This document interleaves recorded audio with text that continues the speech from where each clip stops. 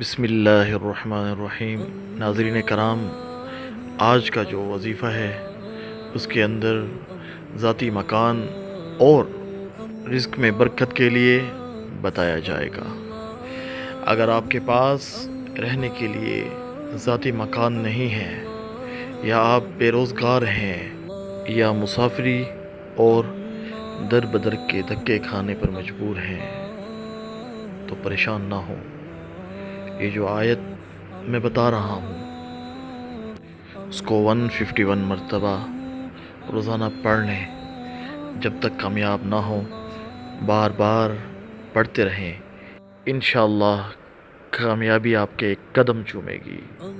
وہ آیت مبارکہ یہ ہے: وَلَقَدْ مَكَّنَّاكُمْ فِي الْأَرْضِ وَجَعَلْنَا لَكُمْ فِيهَا مَعَائِشَ قَلِيلًا مَا تَشْكُرُونَ۔